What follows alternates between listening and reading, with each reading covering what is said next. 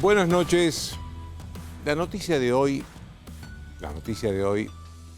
es la crisis bancaria en Estados Unidos. Cayeron ya 3 bancos en Estados Unidos.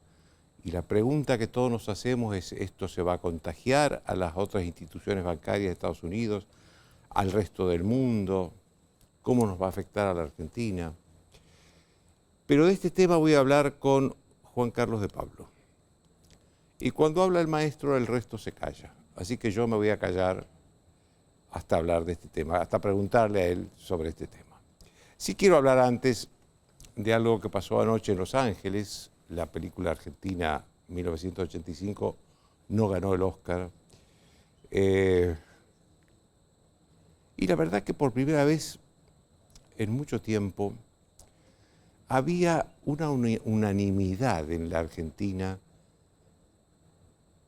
con la voluntad de que esa película ganara el Oscar a la mejor película extranjera. Ganó una película alemana, Sin novedad en el frente, muy buena película, la verdad, un gran alegato contra la guerra, en un momento en el que hay una guerra importante en el mundo, la guerra de Ucrania, invadida cruelmente por la Rusia de Putin. Pero nos quedamos con las ganas de que esa película tuviera el Oscar. Sobre esto quiero decir 2 cosas, en primer lugar. Lo primero que quiero decir es que esa película haya llegado a ese lugar, donde solo compitió con 5 películas por la mejor película extranjera. Estamos hablando del mayor premio que da la industria cinematográfica del mundo. Ya es un éxito. Que haya llegado ahí ya es un éxito de su director y de los actores. Ya es un gran éxito. No caigamos en la pálida de decir porque no ganamos. No, estuvimos ahí, se compitió. La película que ganó es una buena película, así que no perdimos mal, digamos. Lo segundo que quiero decir sobre esto es que esta película se necesitaba. Esta película se necesitaba. Relata un hecho único en la historia de la Argentina y hasta aquel momento en la historia de la humanidad, que era juzgar a las dictaduras cuando éstas terminaban, sobre todo a las que habían cometido grandes crímenes. Esto no había sucedido nunca en la Argentina. Antes las dictaduras terminaban su ciclo, se agotaban, llamaban elecciones, venía un gobierno democrático y los jefes militares que habían estado gobernando se iban a su casa. Claro, ninguna dictadura antes cometió la cantidad de crímenes y de violaciones a los derechos humanos como la que sucedió después del golpe militar que derrocó a Isabel Perón. Ninguna. Por esa época, inclusive un poco antes, hubo un golpe de Estado en Grecia, que derrocaron al rey de Grecia, los militares, y también fue una dictadura cruel. Después se restauró la democracia, no se juzgó a nadie. Ni hablar de los países latinoamericanos, casi todos estaban gobernados por dictaduras. Nunca se juzgó a nadie. Por eso ese hecho, el juzgamiento a las juntas, fue un hecho único. Pero, ¿por qué digo que es necesario? Como bien dice el título de la película, eso sucedió en 1985, hace casi 40 años. Es decir, que las personas que hoy tienen 55 años, que en aquel momento tenían entre 15 y 17 años, pueden tener un vago recuerdo de cómo fue aquello. Pero los que tienen 40 o menos de 40, salvo que hayan leído la historia, que hay muchos libros sobre esto, ninguno tiene ningún recuerdo que aquello sucedió. Por eso digo que es necesaria. La película es buena, excelente. La actuación de Ricardo Darín es excelente, es un excelente actor. Ricardo Darín hace del fiscal Julio César Estracera.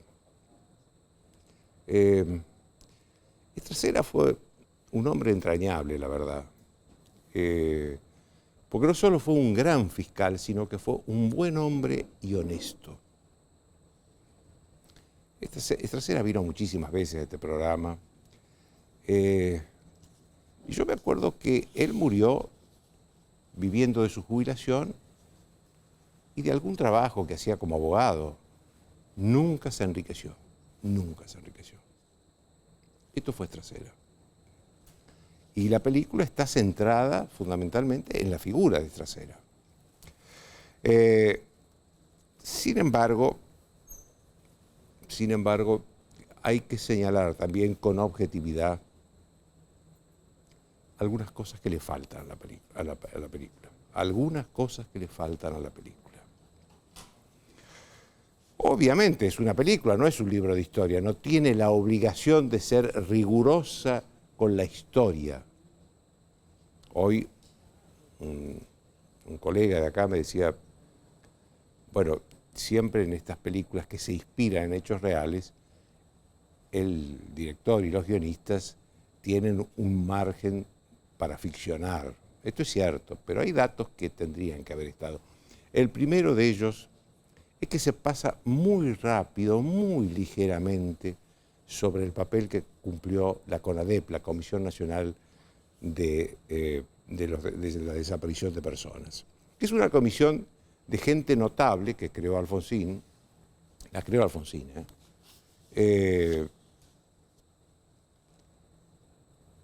y que investigó, bajó al infierno, investigó cómo habían sido y tomó los testimonios de cómo había sido la desaparición de las personas.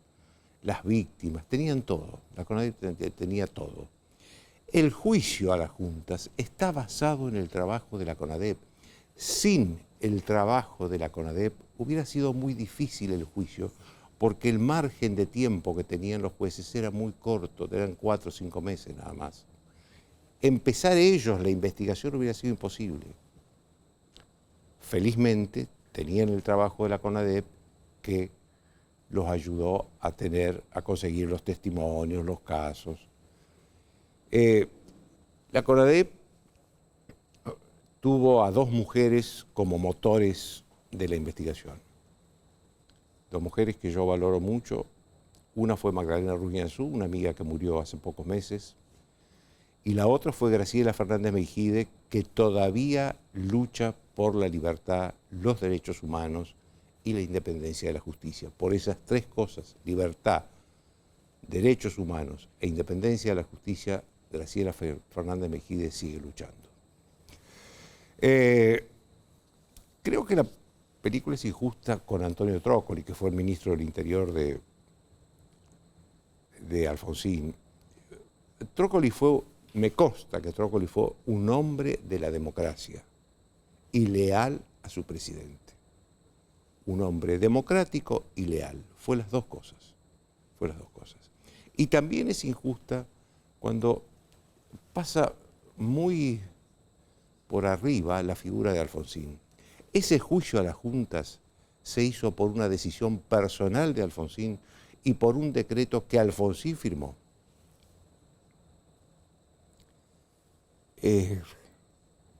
Si Alfonsín no hubiera cumplido su promesa de campaña, que consistía en juzgar a los que violaron los derechos humanos con un juicio justo, decía él, al revés de lo que los militares hicieron con los desaparecidos, que no los sometieron a ningún juicio, sin esa voluntad de Alfonsín, esos juicios tampoco se hubieran hecho nunca. Pero a mí lo que más me preocupa son algunas omisiones, sobre todo las que comprometen al peronismo. Alfonsín, cuando crea la CONADEP, con figuras notables, convoca también a algunas personas notables del peronismo, y el peronismo no quiso formar parte de la CONADEP. Después, lo que la película no dice, porque al final, para los que no vieron, hay unas leyendas que cuentan qué pasó después, y se habla de los juicios que sucedieron después y todo lo demás. Pero no se habla de los indultos. No se dice que 5 años después, todos esos militares que fueron condenados a perpetua, algunos, fueron liberados por un indulto del presidente Carlos Menem. Por supuesto que después todos volvieron presos, después de algunos años todos volvieron presos, porque ahí cayeron presos por el secuestro de los bebés, de los niños, que no había sido juzgado en el juicio a las juntas. Pero digamos, si no hubiera pasado esto, este nuevo tema, esta nueva acusación, esta nueva denuncia, ellos hubieran recobrado la libertad en 5 años, cuando estaban condenados algunos de ellos a condena perpetua. Yo no sé qué pasaba con el peronismo. Algunos dicen que el peronismo temía un golpe de Estado, que derrocara a la democracia, que era una democracia recién nacida. Pero también estaba la denuncia que Alfonsín venía haciendo desde la campaña electoral de un pacto entre los sindicalistas peronistas y los militares para buscar la impunidad de los militares. Después, en 2003, cuando llegan los Kirchner al gobierno, toman el tema de los derechos humanos como si nunca se hubiera hecho nada, como si este juicio no hubiera sucedido nunca. En 2003 los militares eran ya estaban mucho más débiles que en 1985, muchísimo más débiles. Ya no existían. Por eso también esta película es necesaria, para conocer la historia en su plenitud, no una fracción de la historia. Pero esto nos lleva a una situación actual. Aquellos fueron jueces independientes, civiles, que juzgaron a militares. Hoy se necesita una justicia independiente también. El lunes pasado estuvo acá el presidente de la Corte Suprema de Justicia, Horacio Rosati.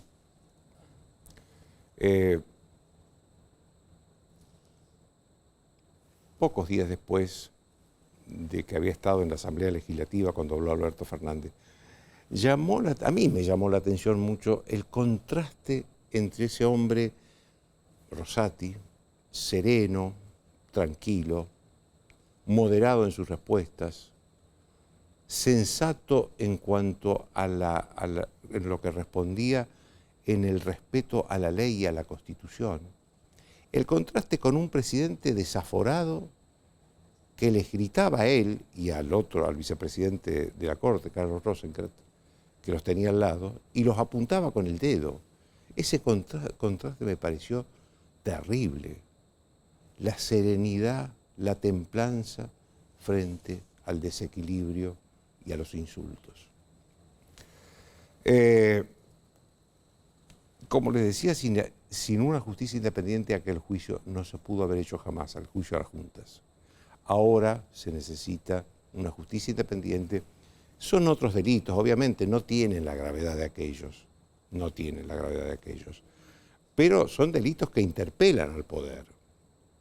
Hace pocos días, el tribunal que condenó a Cristina Kirchner a 6 años de prisión por hechos de corrupción, dio a conocer los fundamentos durísimos, devastadores.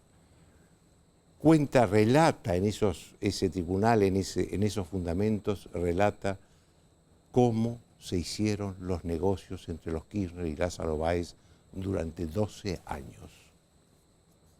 La justicia entiende que en esa investigación se robaron $1.000 millones. $1.000 millones. Yo quiero aclarar que $1.000 millones es una fortuna que la tienen decenas de personas en el mundo, no mucho más, ¿eh? Algunas decenas de personas en el mundo, no mucho más. Y se trata de una causa de corrupción, todavía hay varias que están en los tribunales. Ese tribunal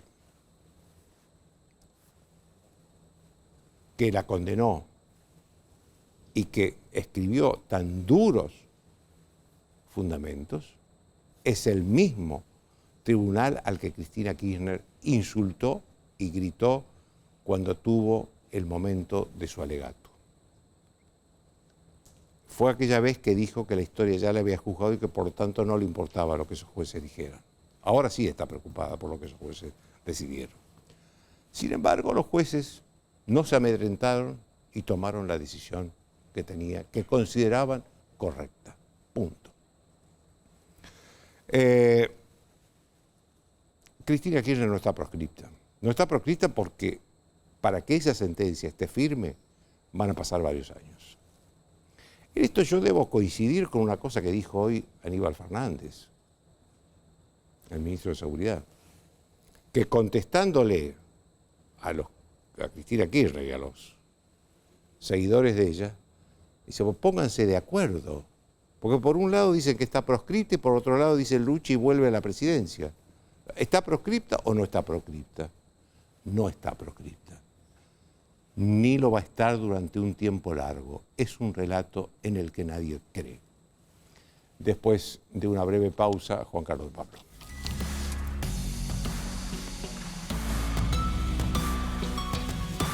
Auspician desde el llano.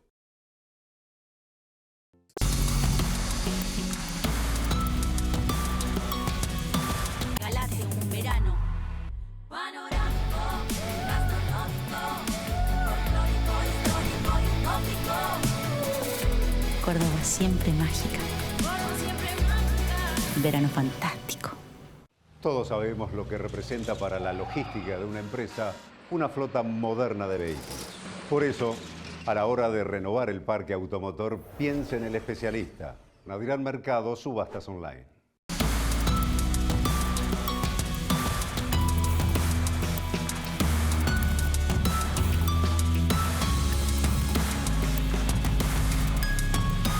Grupo Petersen, desde 1920, construyendo el país. Es fundamental que los chicos hoy en día tengan esa oportunidad para poder estudiar inglés, se le abran más puertas para el futuro. Tu sueño puede ser tu realidad. Juntos sigamos transformando la educación. Buenos Aires Ciudad. En ODE, lo más importante para nosotros es y será siempre saber contener.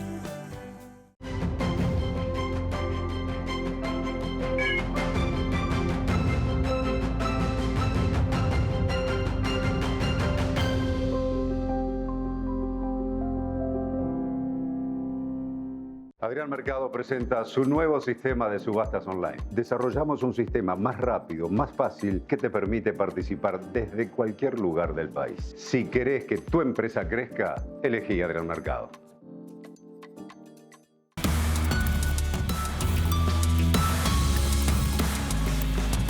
En Tigre, más obras que nunca. Tigre, municipio.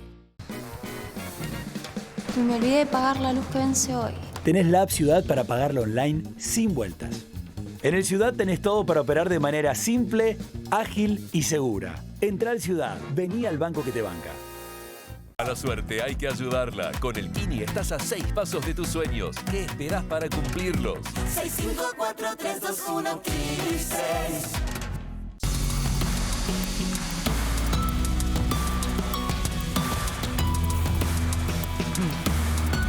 Bien, como le decía Juan Carlos de Pablo, que acaba de publicar un libro muy interesantísimo que se llama Argentina 2024-2027, el desafío económico del próximo gobierno. Ahí lo tienen. Es decir, que no es un libro que analiza la historia ni el presente, sino que nos analiza los años que vienen. Los años que vienen. O sea, Pero que les pongo la historia al servicio de pensar el desafío que le toca al que tenga, como me gusta decir a mí, la mala suerte de ganar la próxima elección. Pero antes de entrar al libro, te quiero preguntar sobre la noticia de hoy. Sí, claro. ¿Cómo estás viendo esto que sucedió en Estados Unidos? 3 bancos cayeron en 3 días. ¿Se puede extender esto a otros países? Primero aclaro, no soy un especialista. Con lo cual, hoy estuve hablando con 2 o 3 tipos que saben mucho más que yo. La conclusión es calma. Calma. ¿Calma por qué? Porque las autoridades de Estados Unidos dijeron, separemos, limpiemos el campo operatorio. Hasta la crisis de 2008, la garantía de los depósitos era $100.000, creo que por titular. Bueno, en ese momento la pasaron a 250.000. La acaban de pasar al infinito, porque se dieron cuenta que algunos de los depositantes damnificados de estas instituciones no eran personas, no era un dentista que tenía $80.000, era una empresa que capaz que tenía $4.000 millones. Cosas. Entonces dijeron, infinito, calmémonos. Con lo cual la cosa está así. Es decir, que las personas que hoy tienen depósitos en Estados Unidos, si el banco se cae, pueden recuperar todo su dinero. La federal, no sé, con la plata, chao. Y los americanos le creen al gobierno. Esto es lo importante, ¿entendés? Nosotros vivimos en un país exaltado, donde el señor Pelle llega a hacer la misma declaración, salimos todos corriendo a sacar los depósitos. Ahí dicen, calmémonos. Ahora, yo pregunté qué pasó con el primero de los 3 bancos. Es una situación realmente, yo voy a reproducir lo que escuché. Este banco tenía como clientes empresas tecnológicas, sí, que recibía depósitos de Silicon Valley. Sí. Y había comprado títulos públicos que rendían poco, aumentó la tasa de interés, baja el precio de los títulos y de repente se encuentran con una dificultad. Según escucho, los dueños de ese banco dicen, momento, hay que recapitalizar el banco para que siga siendo solvente. Entonces integran acciones y lo comunican. Y según me dicen, créase o no, el comunicado es el que crea la confusión. Es como si vos, Joaquín, hoy hubieras empezado tu editorial diciendo, quiero decir algo, no estoy loco. Y seguís. Y nosotros empezamos a pensar, ¿y por qué lo dijo? ¿Y no será que está? Y empezamos. Claro. Es decir, aparentemente, ese comunicado generó sospechas y generó este tipo de cosas. La resultante es, los depositantes no van a sufrir, los accionistas de esos bancos sí. Fíjate que el FED no salva a los bancos, salva a los ahorristas. Dato importantísimo. Cuando vos querés salvar... Al revés de lo que pasó en el 2008. ¿eh? ¿Cómo? Al revés de lo que pasó en el 2008. ¿eh? ¿Vos decís que también pudo salvar a los bancos? No, en el 2008 salvó a los bancos y no a los ahorristas. Momentito. Vos siempre tenés gente que pone el sistema financiero regulado por el FED, bancos, y después en otro tipo de instituciones financieras que están afuera de la órbita del FED. Y eso lo saben. Y el que lo sabe, juega cada uno su propio riesgo. Entonces yo te diría, para sintetizarte, la impresión que tenemos es esto está acotado. Lo cual no quiere decir que no caiga alguna otra entidad, cosa por el estilo, pero no parece ser el riesgo de un contagio. O si lo hubiera, le tiran con toda la artillería. Porque se sabe lo que hay que hacer con la corrida. Lo que hay que hacer con la corrida es tirar toda la artillería para matar en cuanto empieza. ¿Vos crees en un contagio a Europa, por ejemplo? Yo no lo puedo descartar, no puedo descartar nada. En el Banco Central Europeo supongo que también están atentos, no sé con qué velocidad lo pueden hacer o dejar de hacer o lo que sea. Pero me parece que la declaración que han hecho delante de los ahorristas es suficientemente contundente como para que no esperemos una corrida generalizada. ¿Consecuencias para la Argentina? No me parece. ¿Por qué? Puede haber algo. No me imagino una cosa. Como diciendo, ya tenemos bastante problemas nosotros para que eso encima nos pegue. Además, como no tenemos acceso al crédito. No me parece. Vamos al libro. Vos Dale. Empezás y después 2 minutos sobre el tema del Fondo Monetario. Vamos al libro. Sí. Hablas de dudas y certezas que tenés con respecto del próximo gobierno, del próximo periodo. Me interesan las certezas. Sí. Yo te doy un testimonio. Yo vivo a 40 pesos de ómnibus de mi oficina o 800 pesos de taxi. El costo de llevarme en ómnibus está arriba de 100 pesos claramente. Ahora, si yo viviera en Mar del Plata, ese mismo servicio pago 130. Eso es una certeza. Vos no vas a esperar que este gobierno arregle ese problema. Con lo cual, parte de la herencia es una distorsión fenomenal de tarifas, de transporte, y eso lo tenés que arreglar antes de intentar bajar la tasa de inflación. Vos no podés bajar la tasa de inflación con una estructura de precios distorsionada. Con lo cual, el arranque del próximo gobierno va a ser contundente, porque tenés que arreglar toda una serie de cosas que te deja este gobierno. Ningún gobierno le soluciona los problemas al próximo, este gobierno digamos menos, ¿entendés? Entonces cuando digo hay dudas, ¿por qué? Y bueno, la tasa de inflación de noviembre va a ser 4% o 40%, no sabemos, esas son dudas, pero hay otras cosas que son, digamos así, certezas. A ver, si bien se lee tu libro, y escuchándote a vos, lo que viene el año próximo vamos a tener un año difícil y lo que viene el año próximo va a ser también duro. Yo me pregunto, ¿hay sociedad para seguir aguantando durezas? El punto es que... Porque ya estamos en una situación dura, ¿eh? Sí. El próximo presidente, yo le digo a mis colegas, muchachos, el ajuste fiscal no puede ser un programa de gobierno. El presidente de la Nación no puede decir, vóteme, así hago el ajuste fiscal. ¿Y qué más? Nada más. No, eso no. El presidente próximo tiene que volver a la esperanza, a reencarrilar. Obviamente. Hay una luz al final del túnel. Pero tiene que decir, la vida sigue. Porque la vida sigue. Porque en el sector privado, tienen no sé cuántos tipos la están peleando en condiciones que son las que conocemos. Bueno, esas condiciones van a empezar, digamos, a cambiar. No se trata de vender humo ni utopías, pero sí una cosa que le dé entusiasmo. ¿A quién? Al sector privado. ¿A quién? A los empresarios. A los empresarios no hay que estar todos los días hablando, qué bueno. Nada, es un tema de regla de juego. Los empresarios son tipos mucho más concretos. Tienen que decir, a ver, ¿qué me da? ¿Qué espero que esto, que lo otro? Y yo te digo como consultor, a mí la experiencia me dice que el verdadero empresario no quiere que lo ayudes, quiere que no lo jodas. Vos no sabés hoy, Joaquín, la cantidad de energía que cualquier empresa tiene que gastar en. ¿Qué dijo la FIP? ¿Qué dijo esto? La ANSES. ¿Cuándo es el vencimiento? Sí, el dólar para los insumos. Para esto, consigo o no consigo. Entonces, ¿cuándo te queda tiempo para trabajar? Dentro de eso, tenés que hacer el ajuste. Dentro de eso. ¿Te das cuenta? Es decir, vos tenés que... El programa del próximo gobierno es una mezcla de, no digo utopías, de cosas concretas, porque da esperanza, etc., y de cosas que evidentemente tenés que hacer. Ahora, y vos me decís, ¿la sociedad va a aguantar? No tengo cómo saberlo. Pero quien tiene una responsabilidad ejecutiva no se puede dar el lujo de dudar. Dale. Claro, pero vamos a la realidad concreta. Vos y yo tuvimos problemas para llegar al canal. Así es. La 9 de julio está cortada porque le sacaron algunos planes sociales a los carreteros de izquierda. Sobre esa sociedad se va a tener que hacer un plan de ajuste. Así es. Donde vas a tener un presidente. Vamos a ver qué convicción tiene, qué mayorías tiene, ¿no es cierto? ¿Qué gabinete tiene? ¿Qué propuestas tiene? Etcétera, etcétera. Y yo diría que está dispuesto a bancarse desde el punto de vista de la, digamos, la resistencia. La otra vez le escuché a Rodríguez Larreta que dijo lo siguiente. Bueno, yo voy a hacer este programa.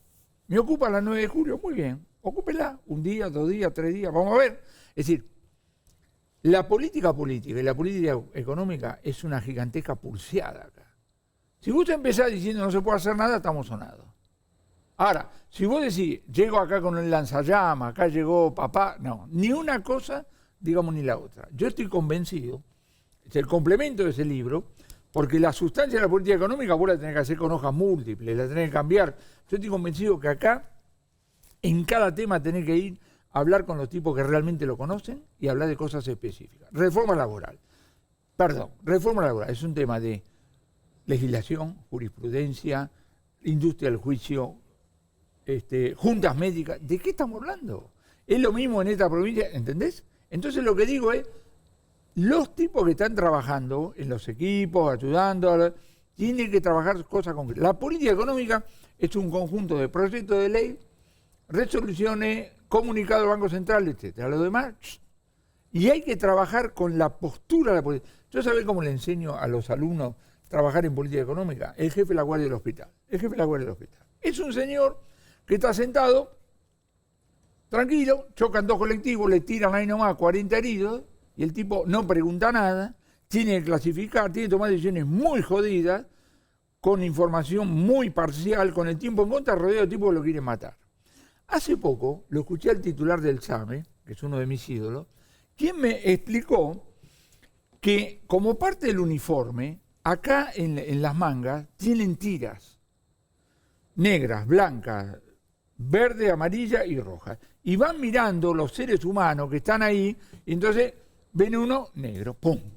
Y eso, que aparentemente en frío parece inhumano, es extremadamente humano. Ahora, menos mal que tenemos seres humanos... ¿Por qué? Porque eso califica claro, la gravedad. Claro, entonces vos decís, no pierdas tiempo con este. Pero mirá que es un ser humano. No tiene, ¿por qué? Porque tengo recursos escasos, tengo fines...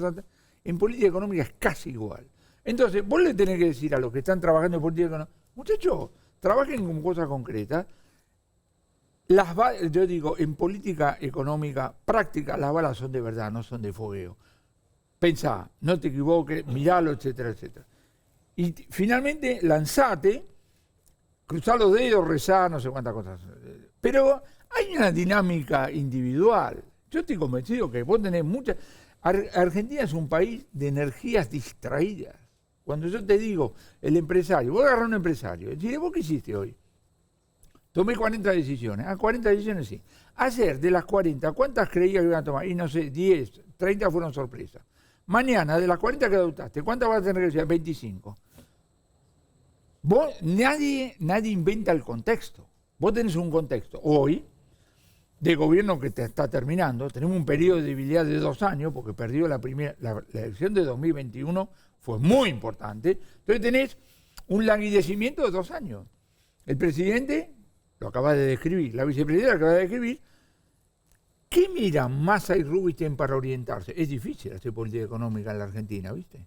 Entonces yo digo, muchachos, esto es así. Ahora este libro dice, esto es así. Bueno, de acá para adelante. Acá para adelante vos pones mucho énfasis en la confianza. La credibilidad, sí. Pero acá tenemos una novedad, que es que la sociedad le perdió la confianza a la dirigencia política en general. Mirá, tampoco me voy a dejar llevar por estas cosas. ¿Viste que hay gente que dice, che, nos equivocamos al ganar las invasiones inglesas, tenemos que haber perdido porque entonces hablábamos bien inglés? Con los determinismos no llevas a ningún lado. Vos tenés que intentarlo, Yo soy un fanático de Henry Kissinger. Este año Henry Kissinger cumple 100 años. Creo que he leído casi toda su obra, acabo de terminar una monografía, etc. El año pasado escribió un libro que se llama Liderazgo, basado en 6 personas, a ver si me las acuerdo, De Gaulle, Adenauer, Margaret Thatcher, el de Singapur, Anwar el Sadat y Nixon. ¿Cuál es la característica del líder? El líder es un tipo que está 3 pasos adelante. Si está 20 pasos adelante es un profeta y lo matan, ¿viste? Claro. Si está 5 pasos atrás no sirve. ¿Aparecerá un líder? No sabemos. Lo gracioso no, indicativo. Las encuestas electorales, mucha bolilla yo no le doy, pero habrás notado vos esta asimetría. El Frente de Todos no tiene ningún candidato y al Juntos por el Cambio le sobran, algo pasa. Sí, pero te quiero preguntar por uno que apareció y de pronto es un fenómeno, según todas las encuestas, Milei. ¿Y por qué te quiero preguntar? Porque forma parte de tu gremio. Es una sí, claro. No solamente eso, somos muy amigos, lo conozco hace no sé cuántos años. ¿Cómo imaginás vos? Porque hoy no es descabellado pensar en que Milei puede ser el próximo presidente. No, eso sí tiene poca probabilidad. Pero... Bueno, estamos hablando de poca probabilidad, pero no de imposible. No, imposible no. Imposible prácticamente no es nada. Poca probabilidad. Pero, lo que tiene un grado de probabilidad significativa es que en la primera vuelta quede Juntos por el Cambio y Milei. Es decir, que los K, chau. Eso tiene alta probabilidad. Y eso es un escenario más que interesante. Ahora, ¿cómo te lo imaginas a Milei si llegara presidente? Cálmate. Yo lo que te digo es que no va a ser el próximo presidente. Yo digo, en una Juntos por el Cambio versus Milei, le gana Juntos por el Cambio. No sé con qué candidato, le gana. Ahora, Milei, 24-27, con un gobierno Juntos por el Cambio, va a tener un rol importante porque va a tener un número... Va a tener un montón de diputados. Un montón de diputados. ¿Y qué va a terminar haciendo? Se va a terminar sentando. Lo que pasa es que se va a terminar sentando con alguien que también va a tener responsabilidad ejecutiva, porque cuando vos tenés responsabilidad ejecutiva, tenés que calmarte. Entonces yo digo, hay un Milei que con las cosas que hace, sigue ganando votos. ¿Por qué va a cambiar? Él dice que según las encuestas está empatado con el Frente de Todos. Y él sigue subiendo, nosotros baja. Es como, vos lo agarrarías a Scaloni y decís, che, ¿por qué no cambiás? No, porque estoy ganando, pibe. Pero hay un Milei, me parece, ¿no? Hay un Milei que tiene esta, que si llega a esta cosa, que la primera vuelta, junto por el cambio, y Milei, y no el Frente de Todos, bueno, ya empezamos a hablar de otra manera, ¿no? Hoy hubo un comunicado de la Cámpora a propósito del acuerdo con el Fondo Monetario, donde dijo, bueno, queda claro que el fondo decide todo en este país. La democracia, bien, gracias. Una pavada. Por la forma, creo que lo escribió Cristina. No sé. Yo te voy a decir, te doy una primicia. Mañana voy a escribir la nota que voy a publicar el sábado, el jueves en La Nación. Voy a escribir la carta que Massa y Pelle le tienen que mandar a Cristalina Georgieva. Agradeciéndole. Porque estos dos son los funcionarios naturales que tiene cualquier país miembro del fondo. Le tienen que decir, mire señora, los argentinos en materia de relación con el fondo somos un desastre, usted lo sabe. Pero acá hay una que nos afectó y no tenemos nada que ver, que es la sequía. El Fondo Monetario, señora, le quiero recordar que fue inventado para estas cosas, no para estas cosas. Entonces, señora, independientemente de todo lo que estábamos, que revisan la meta, eso es contabilidad creativa, que vienen los 5.000 millones para que se los lleve, hagamos una cosa, usted me tiene que dar plata, porque acá tengo una caída fuerte, pongamos 15% del valor de exportaciones, por algo no tengo nada que ver. Y déjame darte un par de antecedentes.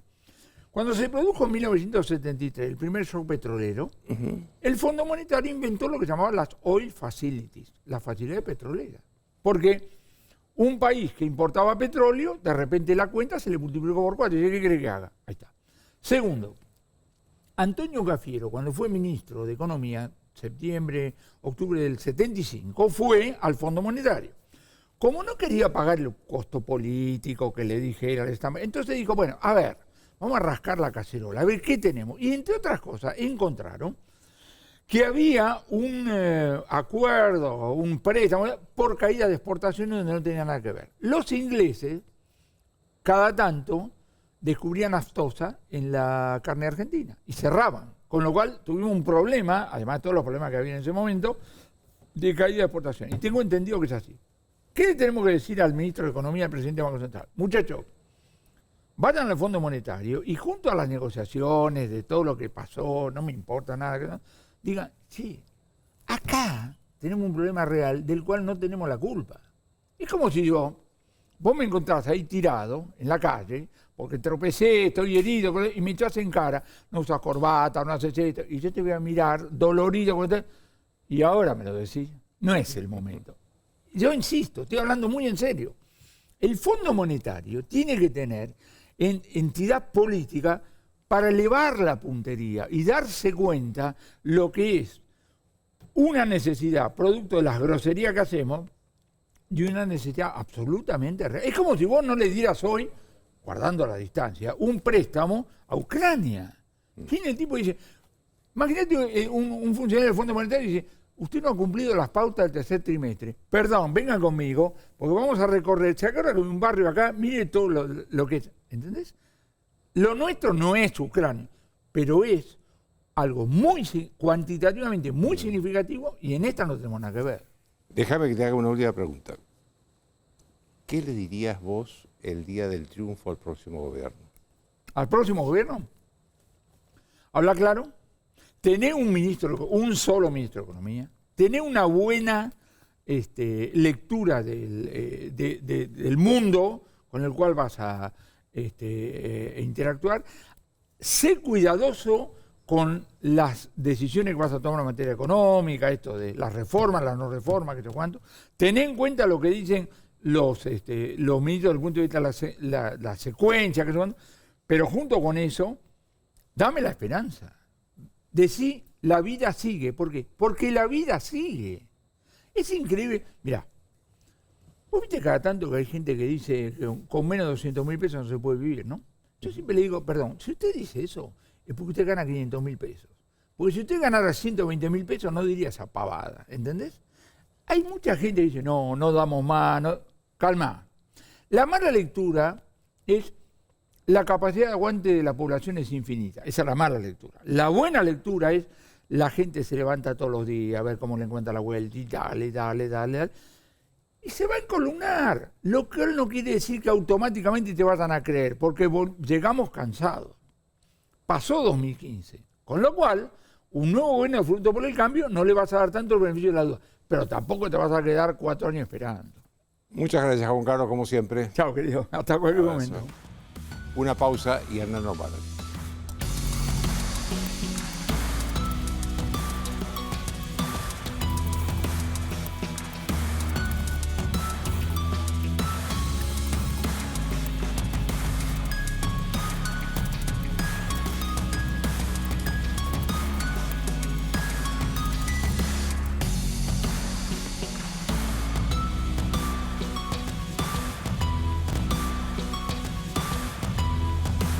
Bien, estoy con el diputado Hernán Lombardi. Hernán, lo primero que le quería preguntar, usted que viene, le gusta la cultura, una breve opinión sobre esta película que ayer, desgraciadamente, para mí no ganó el Oscar a la mejor película extranjera. Mira, la vi 3 veces y después fragmentadamente la vi otras veces. Si puso en la agenda un tema crucial para la Argentina, eso es positivo. En el terreno, y ahora técnicamente, en el terreno de una ficción documental, es un terreno de docuficción, eso puede tener licencias poéticas, licencias narrativas. A mí en lo particular me parece que no se valoriza el papel crucial de Raúl Alfonsín, de la CONADEP, de Graciela Fernández Mejide, de Magdalena Ruiz Ñazú, no está en eso, pero en todo caso en la docuficción es una licencia. Lo que sí me preocupó, porque el arte tiene códigos, es el final de las leyendas finales. Claro, porque ahí sí hay... Ahí tiene que aparecer la opinión real. La opinión real. Porque el otro es una docuficción, pero la opinión real, cuando no se menciona a los indultos del presidente Menem, que en todo caso esos indultos eran el corolario de esa situación que se había vivido, que era el juicio de las juntas, y se menciona la ley del punto final de audiencia de vida, que en todo caso no tenían que ver con el otro tema porque era para niveles más bajos. Ahí digo, acá por lo menos hay un error. Igual, bienvenido el debate, ¿no? Bienvenido el debate democrático. Creo que es necesario. Pero el debate hay que hacer que uno diga con toda sinceridad y honestidad intelectual lo que le parece. Claro, así es. Pero hablando de eso, te llevo a la otra pregunta. Ahí lo que vimos en esa película son jueces independientes que juzgaron a militares que habían sido muy poderosos hasta hace poco y que gran parte de las Fuerzas Armadas todavía lo respetaban en ese momento. Hoy necesitamos, lo dije, lo quiero decir, son delitos, no tienen la gravedad de aquello, pero necesitamos una justicia independiente. ¿Qué te parece a vos? ¿Cómo interpretás esta permanente embestida del gobierno contra la justicia en general? Contra la Corte, lo que pasó, bueno, vos seguramente estabas en el recinto cuando los insultos del presidente a la Corte. Son como 2 planos. Un plano es el plano coyuntural, la agenda de este gobierno, la agenda que Alberto Fernández le acordó con Cristina Fernández, era la impunidad de los graves delitos cometidos. Antes decíamos de los supuestos graves delitos cometidos. Ahora, después de la acción de la justicia, son los graves delitos cometidos. Ahora hay una condena. Hay una condena. Eso es la coyuntura. Pero después hay un pensamiento mucho más metido en la idiosincrasia del kirchnerismo, que Cristina Fernández muchas veces ha dicho, y lo repitió el viernes, ella no cree en la división de poderes. Ella cree que el modelo de la Revolución Francesa, del equilibrio de los poderes, que expresa nuestra Constitución Nacional, es un modelo que era previo a Internet, que es antiguo, que no sirve más. Eso se muestra en todas sus decisiones en los últimos años. Ellos atacan la justicia por 2 motivos. Uno es por la impunidad de ella, que digamos que es el motivo fundamental. Pero hay un motivo filosófico por detrás. Lo que se le hizo, y lamentablemente una vez más lo hizo la televisión pública, de prácticamente escracharlos a los jueces de la Corte Suprema que se mantuvieron impertérritos en el recinto, viste que la Cámara iba y los insultaban. Eso nos vuelve a los tiempos de 678 cuando les incitaban a tirarle dardo a los periodistas, vos fuiste víctima, Magdalena fue víctima, todos fueron víctimas. Entonces, ese kirchnerismo moderado no existe. El kirchnerismo moderado no existe. Siempre vuelve a las mismas fuentes. Y estamos en el riesgo grande de que la división de poderes, sobre el cual construimos la convivencia de los argentinos, porque no es una cuestión coyuntural, es el mandato de 1853, el kirchnerismo los amarrea duramente. Sobre eso, y a partir de lo que vos decís, hay un debate sobre el fin de la grieta. Inclusive gente de tu espacio. El otro día Horacio Rodríguez Larreta lanzó su candidatura con un discurso antigrieta. Bueno, vos estás hoy con Patricia Bullrich, pero te quería preguntar cuál es tu opinión sobre ese final de una grieta, de la grieta que nos preocupa a todos y que existe, que está, no sé si solamente en la dirigencia, está en la sociedad también. Yo diría Mauricio Macri, Patricia Bullrich, Hernán Lombardi. En términos generales, en una sociedad normal seríamos tipos moderados, racionales, buscadores de consensos, muy alejados de cualquier fanatismo, que tiene una razonable duda hasta sobre las mismas cosas que uno dice. Digamos lo que es un pensamiento democrático, moderno y progresista. Lo que pasa, ¿qué es lo que ha pasado entonces? El kirchnerismo, con esta forma de gobernar autocrática, ha generado permanentemente la división de la Argentina.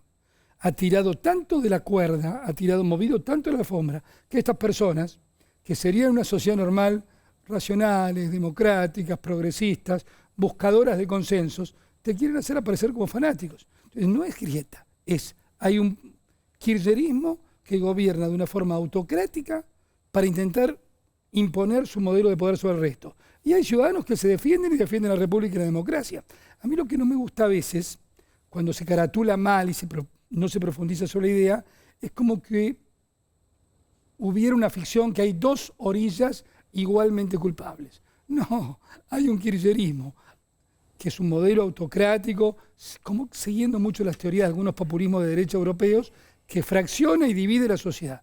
Y hay ciudadanos que intentan defender la democracia y la república y lo han hecho con mucho éxito, con movilización en las calles, consiguiendo mayorías o por lo menos pudiendo contener desde el Parlamento a los atropellos. Entonces no se puede equiparar las dos cosas. Eso a veces a mí me entristece porque es una mala caracterización de la grieta. Ahora, si vos me decís, quisiéramos que fuera un país menos dividido, por supuesto, todo el mundo quisiera eso, pero no basta con invocaciones a la buena voluntad. Yo siempre pongo, porque a veces se pone, Patricia lo puso con mucha precisión, ¿con quién de estas personas usted se sentaría a hablar? Y evidentemente, con muchos que están condenados, Vudú, la amiga Cristina Fernández, es imposible sentarse a hablar. Pero yo te agregaría una vuelta de tuerca. ¿Cuál sería la agenda para sentarse a hablar? Si lo único que les importa es la impunidad. ¿Cómo hablarías con alguien que lo que dice que está proscripta? Joaquín, la vicepresidenta de la Nación, dice que está proscripta. Es como que yo dijera que en vez de esto de ser una copa, es un elefante. Alguien puede discutirme, tiene agua, tiene soda, pero nadie va a discutir que es una copa. Ella dice que está proscripta. Entonces, y esa es su agenda. Su agenda central, la agenda de este gobierno, es la impunidad de Cristina Fernández y la supuesta proscripción. ¿Cómo hablas? ¿Cuál sería la agenda del diálogo? Déjame que te haga una última pregunta que me interesa, porque de Pablo hablaba recién de la posibilidad de que la segunda vuelta al balotaje sea entre Juntos por el Cambio y Milei. ¿Cómo verías vos eso? Yo lo veo como una probabilidad. Lo veo como una probabilidad. Creo que Juntos por el Cambio está sólido. Juntos por el Cambio tiene una... nosotros nos gusta hablar bien de nuestros adversarios. Obviamente yo sustento la candidatura de Patricia Bullrich, pero me gusta hablar bien de nuestros adversarios. Nosotros también tenemos que ser custodios de nuestra unidad. Pero al mismo tiempo me parece, estoy convencido,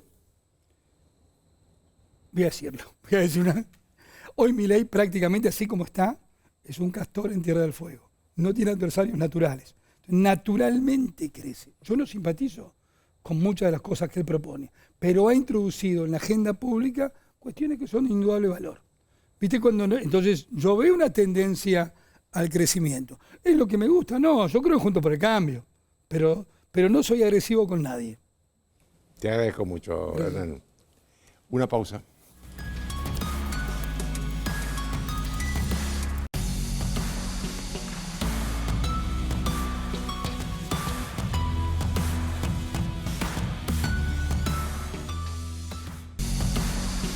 Bien, hay una coincidencia entre lo que dijo De Pablo y lo que dijo Lombardi que me llama la atención.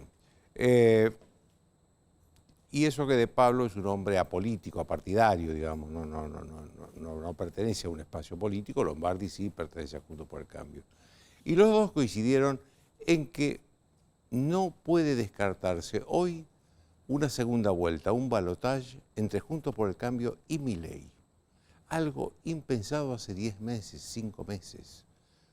Pero claro, Milei crece, el Frente de Todos baja, posiblemente siga bajando porque la inflación, los datos de inflación son realmente alarmantes para este año. Ya hay economistas que hablan del 110, 120% para el año este. Y entonces podríamos tener por primera vez la segunda vuelta a un balotaje sin el peronismo. Fin para la carrera política de Cristina Kirchner, de Alberto Fernández y de todos los que están en el gobierno, si eso sucediera. Veremos qué pasa. Chao, hasta lunes.